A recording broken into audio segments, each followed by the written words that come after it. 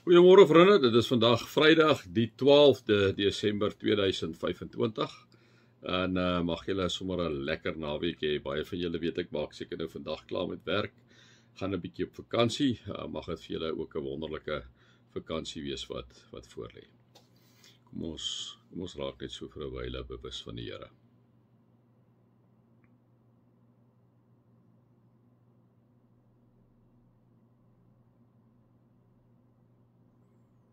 O Heilige Gees, U wat onder ons woon, binne in ons woon, ons daagliks begelei, ons daagliks vir ons wysheid en insig gee. Here, kom vra ons vir jou om ook vir ons deur hierdie dag te dra, Here, deur hierdie naweek te dra, ook vir ons wysheid en insig te gee.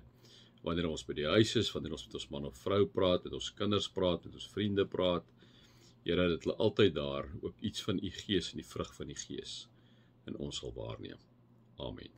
Vrede mag daar vir julle genade en vrede en oorvloed wees, omdat julle God ken, Jesus ken en die Heilige Gees ken.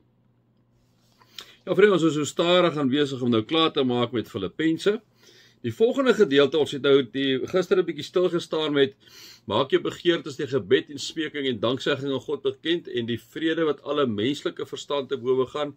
Paulus sê sal oor jou harte en oor jou gedagtes die wag hou in Christus Jesus. Hy praat nou met die gemeentetjie sê hy vir hulle, ek het julle baie lief, verlang na julle, julle is my blydskap en my kroon.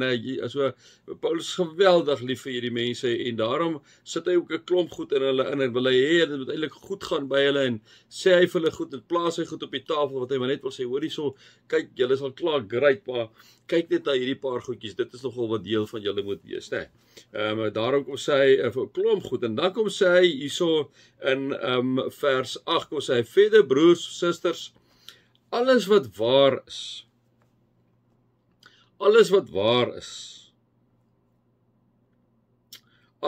edel is, alles wat reg is, alles wat rein is, alles wat mooi is, alles wat prysenswaardig is, watter deeg of logwaardige saak daar ook mag wees, daarop moet julle gedagtes rig. So Paulus kom sê, hierdie dinge, dit is die goed waarop julle gedagtes moet rig. Moenie julle gedagtes op die verkeerde goed rig nie. Vriende, ons is mense en ons is so maklik rig ons gedagtes op die verkeerde goed. So maklik rig ons gedagtes op die negatiewe goed in ons lewe. Nee, ons moet so mooi daarna kyk.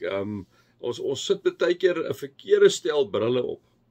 As jy 'n stel brille opsit van vriende, mense hou nie van jou nie, dan sien jy dit oral raak. Wanneer jy 'n brille opsit wat mense hou van my, sien jy dit ook oral raak, né?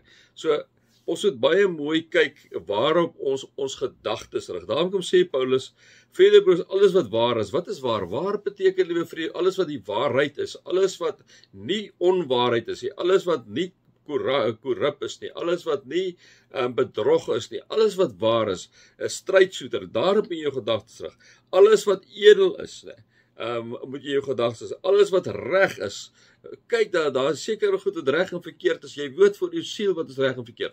Rig jou gedagtes daarop, sê Paulus, alles wat rein is, moenie onrein gedagtes hê nie.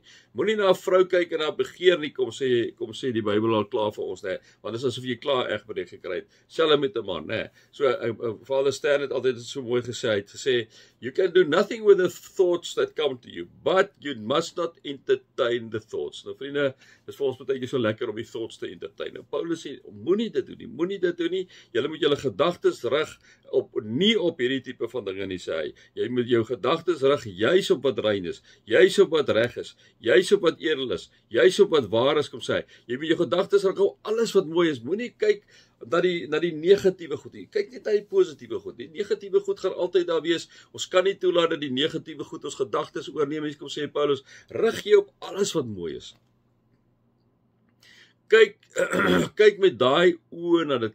Soek die positiewe raak. Soek die mooi raak. Rig jou gedagtes daar, kom sê hy, né? Alles wat prysenswaardig is, kom sê hy, nee, iets wat jy vir iemand kan sê, jene, maar jy het nou 'n goeie werk gedoen. Rig jou gedagtes daarop, miskien het hy droog gemaak daar, moenie jou gedagtes daarop rig. Daarop sê ek nou nie, jy kan nie dit later aanspreek nie, maar ek kom sê, kom ons rig ons gedagtes daarop. Kom ons laat dit ons gedagtes oorheers en nie goed wat nie prysenswaardig is nie. Prysenswaardig is, jy doen goed wat lof verdien. Jy doen goed wat jy regtig iemand vir jou op jou tou skouer kan sê, well done. As jy daarop in jou gedagtes rig, op daai tipe goed, wat prysenswaardig is, moet nie die goeders doen, wat almal weet, dis nie reg nie, en gaan jou in die moeilikheid laat beland nie, nee. Paulus sê, daarop moet julle gedagtes rig. Watter lofwaardige saak daar ook al mag wees, nee. Watter deeg of lofwaardige saak daar ook al mag wees, watter waarde daar ook al mag wees, respek, aanvaarding, om iemand te vertrou, om begrip te hê vir iemand, watter deeg of lofwaardige saak daar ook al mag wees, om mense te help wat swaar kry, om gemeenskappe te help wat swaar kry, om ons kerk uit te reik, ons is 'n missionale kerk, kom ons reik uit, waarna toe stuur God ons, kom ons maak 'n verskil daar, watter deeg of lofwaardige saak daar ook mag wees, daarop moet julle gedagtes rig, kom sê Paulus vir hierdie gemeentetjie, wat hom so aan die hart lê. My 5 sent vriende, mag julle God se liefde ervaar, sy genade ervaar en sy teenwoordigheid ervaar, ook vandag. Amen.